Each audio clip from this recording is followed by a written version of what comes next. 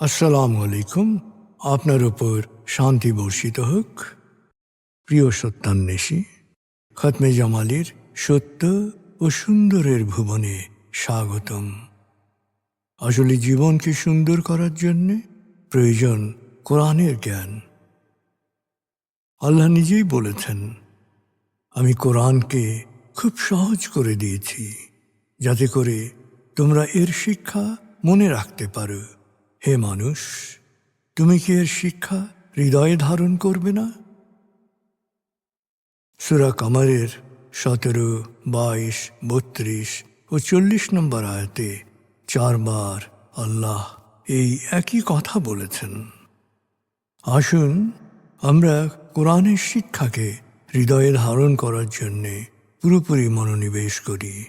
আর এ প্রয়াসে আমি শহীদ আল বুখারী মহাজাতক আপনার সাথে রয়েছি। হালকাভাবে চোখ বন্ধ করুন, নাক দিয়ে লম্বা দম নিন, ধীরে ধীরে মুখ দিয়ে দম ছাড়ুন।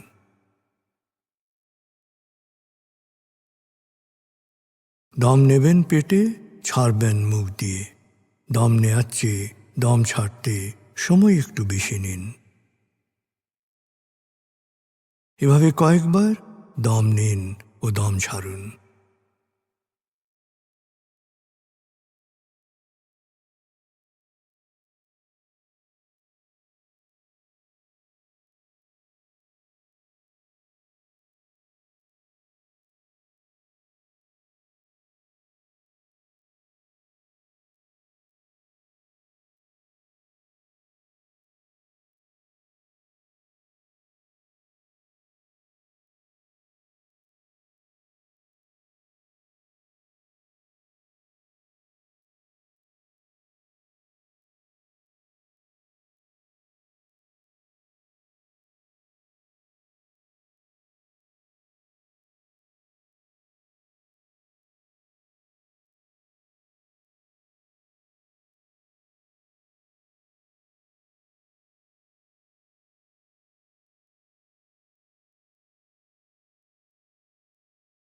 এবার দম স্বাভাবিক হতে দিন। এবার নাক দিয়ে ধীরে ধীরে দম নিন, নাক দিয়ে ধীরে ধীরে দম ছাড়ুন।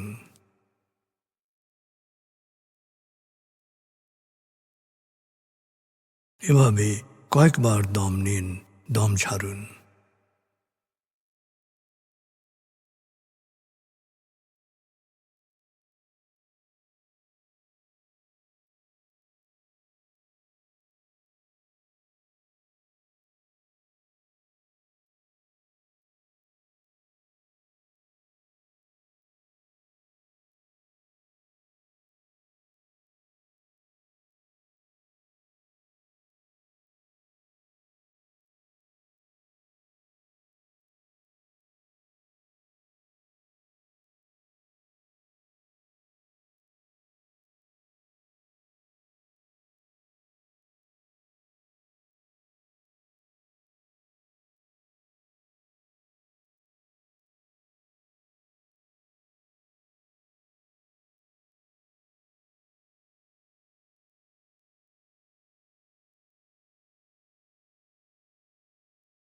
এখন দম স্বাভাবিক হতে দিন। আপনি শুধু দম খেয়াল করুন।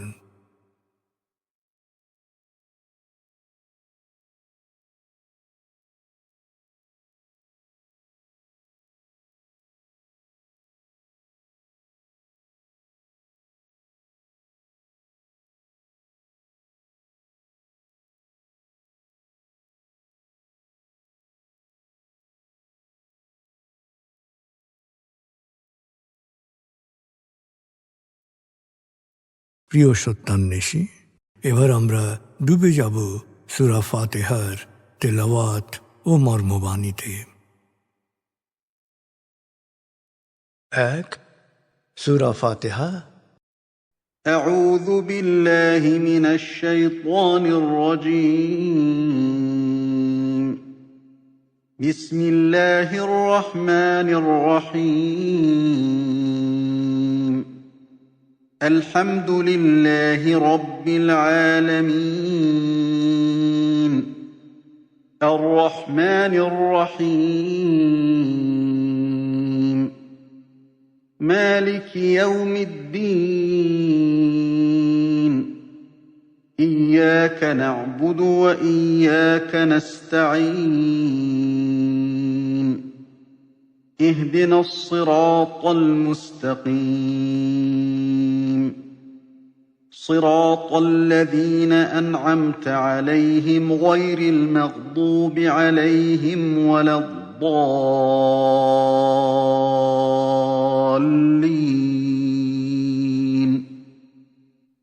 দয়াময় মেহেরবান আল্লাহর নামে।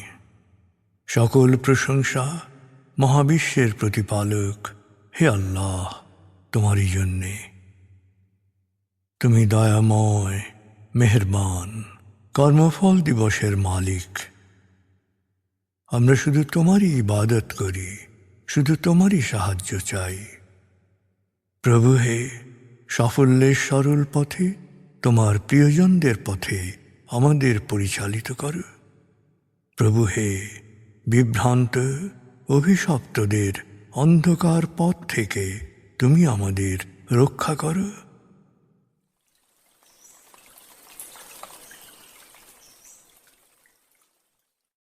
ভাব ৭৭।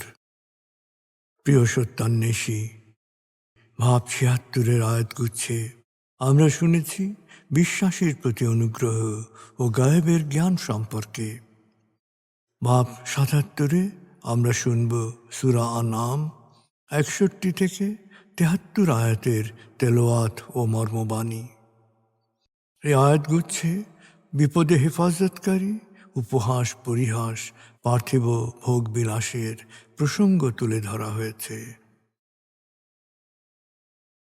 ৬ সূরা আনআম। بسم الله الرحمن الرحيم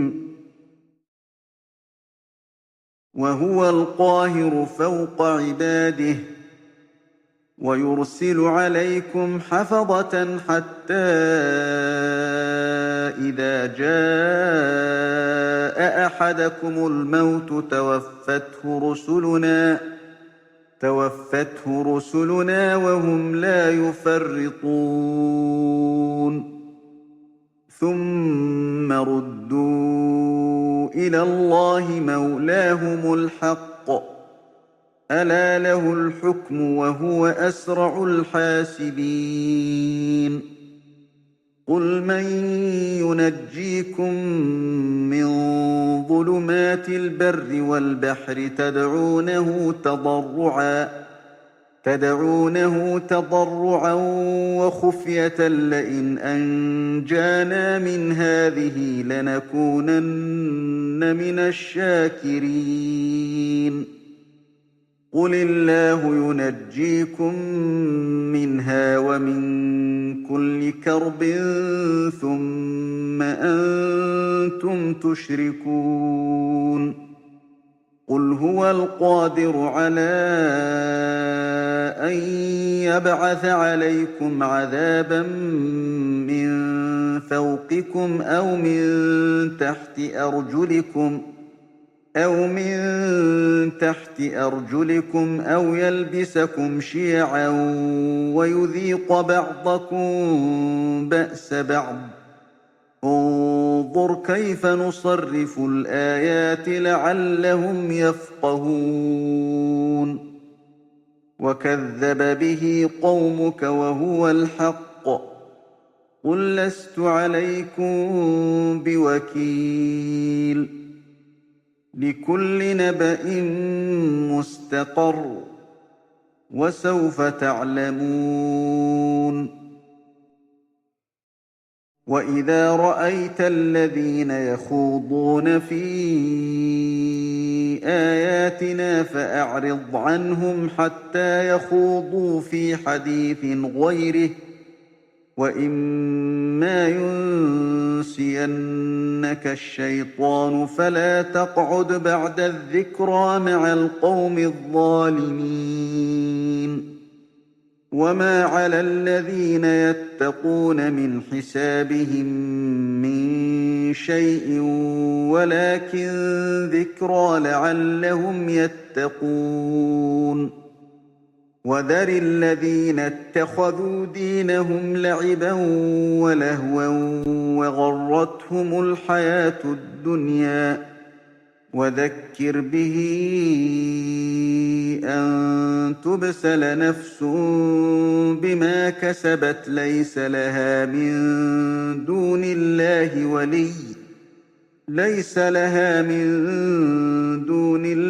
ولي ولا شفيع وإن تعدل كل عدل لا يؤخذ منها أولئك الذين أبسلوا بما كسبوا لهم شراب من حميم وعذاب أليم بما كانوا يكفرون قل أندعو من دون الله ما لا ينفعنا ولا يضرنا ونرد على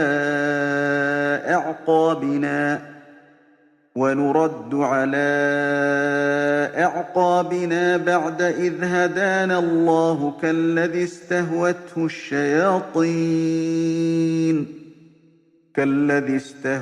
الشياطين في الأرض حيران له أصحاب يدعونه إلى الهدى ائتنا قل إن هدى الله هو الهدى وأمرنا لنسلم لرب العالمين وأن أقيموا الصلاة واتقوه وهو الذي إليه تحشرون وهو الذي خلق السماوات والأرض بالحق ويوم يقول كن فيكون قوله الحق وله الملك يوم ينفخ في الصور عالم الغيب والشهادة وهو الحكيم الخبير দয়াময় মেহেরবান আল্লাহর নামে। আল্লাহর সকল বান্দাই তার পূর্ণ এখতিয়ারাধীন। তিনি তোমাদের হেফাজতের জন্যে রক্ষক প্রেরণ করেন। আয়ু শেষ হলে তাঁর পাঠানো ফেরেশতাই প্রাণবায়ু বের করে নেয়, আর তারা কেউই তাদের কর্তব্য পালনে কোনো ত্রুটি করে না। আর যারা মারা যায় তাদের আনা হয় তাদের প্রকৃত প্রতিপালকের কাছে। আসলে বিচারের এখতিয়ার তো শুধুমাত্র তার, আর তিনি দ্রুত পুঙ্খানুপুঙ্খ হিসাব গ্রহণকারী। হে নবী, ওদের জিজ্ঞেস করো, জলে বা স্থলে সমূহ বিপদ থেকে কে তোমাদের রক্ষা করে? ঘন বিপদের অন্ধকার মুহূর্তে কার কাছে গোপনে কাতর স্বরে প্রার্থনা করো? কাকে বলো, এই বিপদ থেকে উদ্ধার করলে আমরা অবশ্যই শুকরগুজার বান্দাদের অন্তর্ভুক্ত হব? হে নবী, বলো, শুধু আল্লাহ তোমাদের এই বিপদ ও যে কোনো দুঃখ কষ্ট থেকে উদ্ধার করেন। এরপর কাল্পনিক উপাস্য তৈরি করে আল্লাহর সাথে শরিক করছো কেন? হে নবী, বলো, আল্লাহ ইচ্ছে করলেই ঊর্ধ্বলোক বা জমিনের গভীর থেকে তোমাদের ওপর আযাব পাঠাতে পারেন, অথবা তোমাদের বিভিন্ন দলে ভাগ ও সংঘাত সৃষ্টি করে একে অপরের আতঙ্কের স্বাদ গ্রহণ করাতে পারেন। হে মানুষ, দেখো, একটা বাণীকে আমি কতভাবে ব্যাখ্যা করে তোমাদের কাছে উপস্থাপিত করছি, যাতে জীবনের নিগূঢ় সত্যকে তোমরা উপলব্ধি করতে পারো। অথচ তোমার সম্প্রদায় এই সত্যকে অস্বীকার করছে। অতএব ওদের বলো, তোমাদের আচরণের কোনো দায় দায়িত্ব আমার উপর বর্তায় না। আল্লাহর কাছ থেকে আসা প্রত্যেক সতর্কবাণী বাস্তবায়নের নির্দিষ্ট সময় রয়েছে, আর শিগগিরই তোমরা তোমাদের পরিণতি সম্পর্কে জানতে পারবে। হে নবী, যখনই তুমি লোকদের আমার কিতাবের বাণী নিয়ে উপহাস, পরিহাস ও নিরর্থক আলোচনায় মত্ত থাকতে দেখো, তখন তুমি সেখান থেকে সরে যাবে। প্রসঙ্গ পরিবর্তন না করা পর্যন্ত তাদের সাথে বসবে না। আর শয়তান যদি কখনো তোমাকে বিষয়টি সম্পর্কে গাফেল করে দেয়, তবে সচেতন হওয়ার সাথে সাথেই এই সীমালঙ্ঘনকারীদের কাছ থেকে সরে আসবে। হে বিশ্বাসীগণ, মনে রেখো, ওদের কোনো কাজের জবাবদিহিতার দায় দায়িত্ব আল্লাহ সচেতনদের ওপর বর্তায় না। তবে পাপীদের উপদেশ দেয়া তোমাদের কর্তব্য, যাতে করে তারা আল্লাহ সচেতন হতে পারে। পার্থিব ভোগ বিলাসের মোহে যারা আচ্ছন্ন, বিনোদন, খেলা তামাশাকেই যারা নিজেদের ধর্ম বা জীবনের লক্ষ্য হিসেবে গ্রহণ করে আত্মপ্রতারণায় ভুগছে, তুমি তাদের সঙ্গ বর্জন করো। তুমি ওদের কোরআনের বাণী শোনাও ও উপদেশ দাও, আর সতর্ক করে দাও সেদিন সম্পর্কে যেদিন ওদের সকল কৃতকর্মের হিসাব নেওয়া হবে। আর তখন আল্লাহর শাস্তি থেকে রক্ষা করার জন্যে ওদের কোনো অভিভাবক বা সুপারিশকারী থাকবে না। সেদিন কোনো মুক্তিপণ গ্রহণ করা হবে না। সত্য অস্বীকার করার কারণে ওরা তখন পান করবে ফুটন্ত আঠালো পানীয় আর ভোগ করবে কঠিন শাস্তি। হে নবী, ওদের জিজ্ঞেস করো, আল্লাহকে বাদ দিয়ে আমরা কিভাবে এমন কোনো কাল্পনিক উপাস্যকে ডাকতে পারি যারা আমাদের কোনো কল্যাণ বা অকল্যাণ করতে পারে না? আল্লাহ আমাদের সৎপথ দেখানোর পরও কি আমরা বিপথগামী হব? আমরা কি শয়তানি প্ররোচনায় বিভ্রান্ত হয়ে পথহারা পথিকের মতো পেরেশানি ও আতঙ্কে ঘুরে মরব? অথচ তার সাথীরা তাকে সঠিক পথের ডাক দিয়ে বলছে, আমাদের কাছে এসো। হে নবী, ওদের বল, নিশ্চয়ই আল্লাহর পথই সঠিক পথ, আর তিনি আদেশ করেছেন আল্লাহতে পুরোপুরি সমর্পিত হও, নামাজ কায়েম করো এবং সব সময় আল্লাহ সচেতন থাকো, কারণ তার কাছেই তোমাদের সমবেত করা হবে। এক অন্তর্নিহিত সত্য প্রকাশে তিনি মহাকাশ ও পৃথিবী সৃষ্টি করেছেন। তিনি যখনই বলবেন হও, তখনই তা হয়ে যাবে। তার কথাই সত্য। যেদিন পুনরুত্থানের জন্যে সিংহায় ফু দেয়া হবে, সেদিনের সর্বময় কর্তৃত্ব তো শুধু তারই। প্রকাশ্য ও নিগূঢ় রহস্যময় প্রতিটি বিষয়ই তিনি সব কিছু জানেন। তিনি প্রজ্ঞাময়, সবিশেষ ওয়াকিবহাল।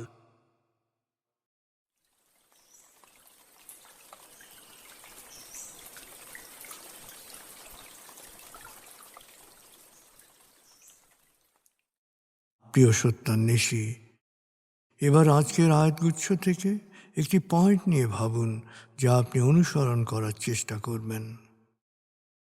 ভাবনাটা হতে পারে, আপনি কি উপহাস, পরিহাস বা নিরর্থক কথাবার্তায় মেতে থাকেন?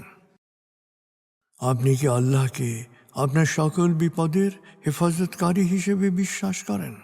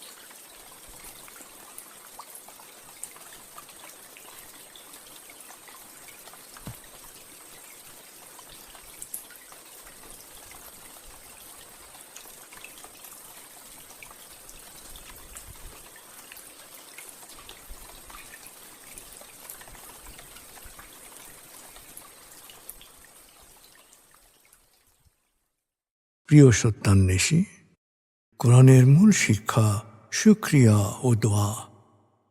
প্রভু আপনাকে যা দিয়েছেন সেই জন্যে বারবার কৃতজ্ঞতা প্রকাশ করুন, তাকে হৃদয়ের গভীরে স্মরণ করুন।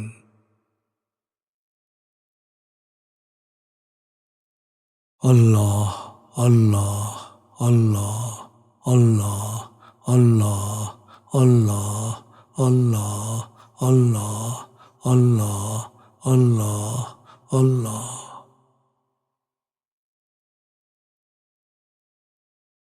আস্তাগফিরুল্লাহ আস্তাগফিরুল্লাহ আস্তাগফিরুল্লাহ আস্তাগফিরুল্লাহ আস্তাগফিরুল্লাহ আস্তাগফিরুল্লাহ আস্তাগফিরুল্লাহ আস্তাগফিরুল্লাহ আস্তাগফিরুল্লাহ আস্তাগফিরুল্লাহ আস্তাগফিরুল্লাহ।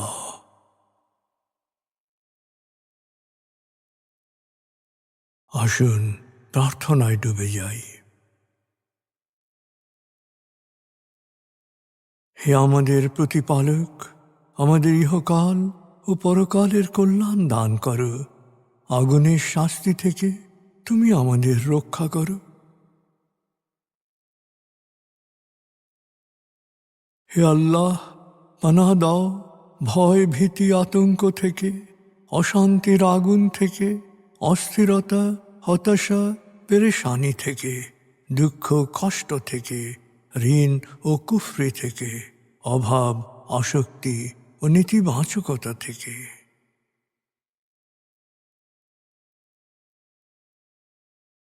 হে আমাদের প্রতিপালক, আমাদের বেহিসাব রিজিক দান করো।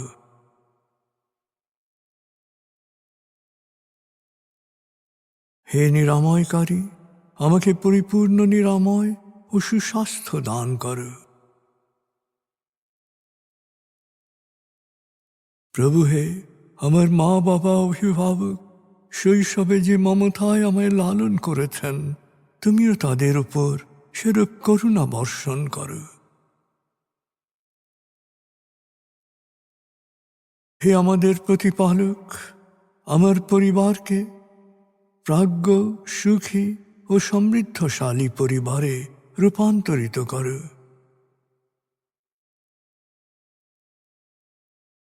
হে করুণাময়, আমাদের কোয়ান্টাম ফাউন্ডেশনকে, আমাদের সংঘকে তুমি কবুল করো। সংঘের প্রতিটি কাজে প্রবৃদ্ধি দান করো। সংঘের সবার উপর তোমার রহমত ও করুণা বর্ষণ করো।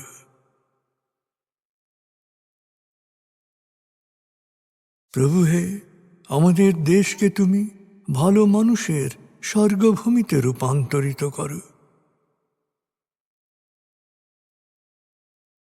হে করুণাময়, পৃথিবীর সকল শোষিত বঞ্চিত মানুষকে জালেমের জুলুম থেকে, শোষকের শোষণ থেকে মুক্তি দাও।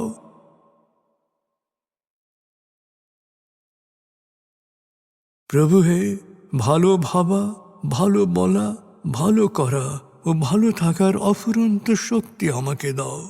আমি যেন সব সময় নিজের অন্যের যত্ন নিতে পারি।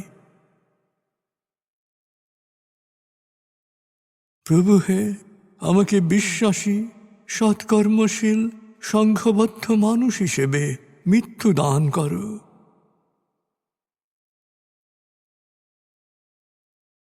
অনুভব করুন, আল্লাহ আপনার অন্তরেই আপনার কথা শুনছেন।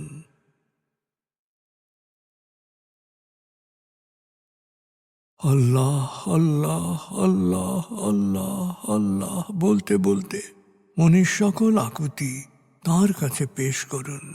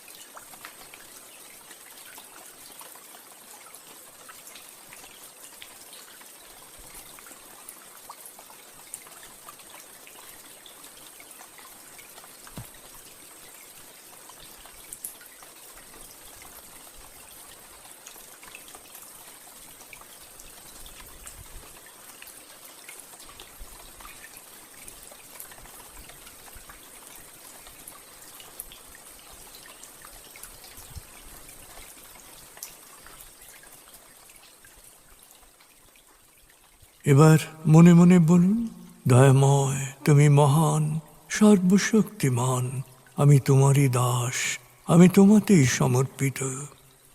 দয়াময় তুমি মহান, সর্বশক্তিমান, আমি তোমারই দাস, আমি তোমাতেই সমর্পিত। দয়াময় তুমি মহান, সর্বশক্তিমান, আমি তোমারই দাস, আমি তোমাতেই সমর্পিত।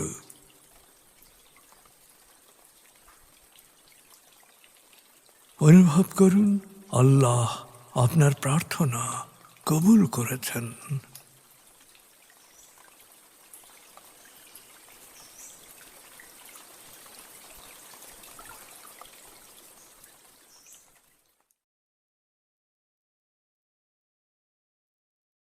এবার লম্বা দম নিন, 0 থেকে 7 গণনা করে স্বাভাবিক জাগ্রত অবস্থায় চলে আসুন। আপনার জীবন সুন্দর হোক, সফল হোক। খুদা হাফিজ। আসসালামু আলাইকুম। আপনার উপর শান্তি বর্ষিত হোক।